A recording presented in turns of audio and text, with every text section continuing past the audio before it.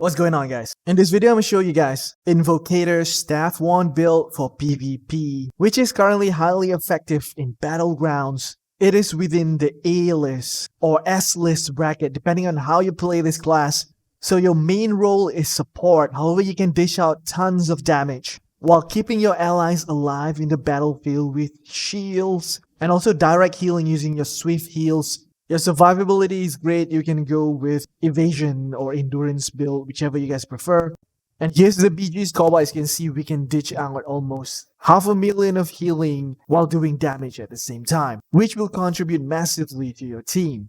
Alright, I'm gonna straight away show you gameplay and explain to you guys the rotation so it's easier to understand. Basically, you want to stand behind the back line and you want to be casting your shield skills to your allies, which are the blast barrier and also the invisible wall. This will prevent enemies from finishing off your allies, basically saving them and retain the numbers of your team. At the end of the day, if you have more people on your side versus lesser people on their side, you will have a higher chance to wipe them off. Alright, once you put your shields up, you want to be casting your healing spells. Your single target direct healing ability is Swift Healing, which you can cast 3 times. This is awesome for single target spot heals. Next, you have Fountain of Life, which you can put this skill on the ground and whoever stands in it will get healed over time. And finally, you have Clay of Salvation, which gives you the AoE heals that will heal your party member. The only problem with this ability is that you only heal people within your party member and people outside of your party member won't be healed. So if you see someone that is not inside of your party but is very low, you want to spot kill them by using Swift Heal, which means you have to click on them and then cast Swift Heal. Targeting is an issue in this game, I know, but you just have to try your best. Click multiple times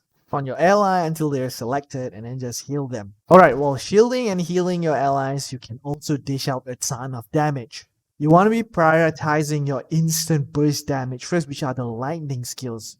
This will include Chain Lightning, Judgment Lightning, with this specialization to actually jump or chain towards other target with the same damage.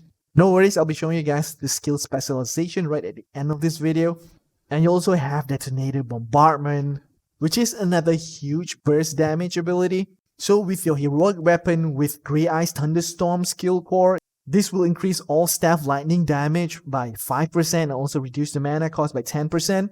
You'll also have this Arctic Thunder Weapon Mastery, which will increase your lightning abilities by another 10% when applying Frost. And also this Heat Fusion Weapon Mastery, which will change your Ice Spear into this Detonator Bombardment. So your lightning skills are the deadliest. I got most of my kills from these lightning skills.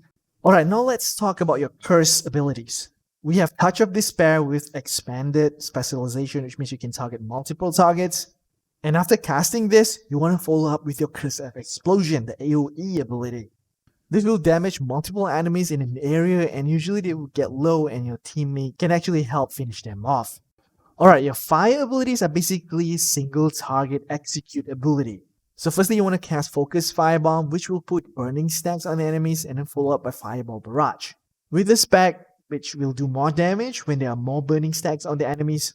As you can see here, we can finish off a tank by using these 2 fire abilities alone. Alright, now let's talk about defensive and also surviving in Battlegrounds. So in order to survive whenever you're being targeted, you want to be casting your Invincible Wall first, which is a single target on yourself. You want to spec this to increase the endurance and also evasion. Right after that, you want to cast Blast Barrier and then just spam heals. Depending on the situation as well, if you're very low, you want to be holding the Q block. Otherwise, if you have more health, you might consider putting a fountain and then Q block while you're taking heals from the fountain. So basically, that is pretty much it. It's a really fun class to play in Battlegrounds. I'm really glad NCSoft and also AGS brought this spec or class back. It used to be unplayable in T2, but now in T3, it's back once again. Alright, here are the active and passive skills. You guys can just follow the template that I have here, or you guys can click the link down in the description below to my quest log, which you guys can refer from there as well. Alright, here are the gear, masteries, artifacts, and all that. I probably have not updated the T2 PvP gear yet because they have a lot of endurance or evasion. I might update this soon, so you guys can check out the quest log link down below for the latest updated version. That wraps up today's video. Don't forget to hit that like and also subscribe.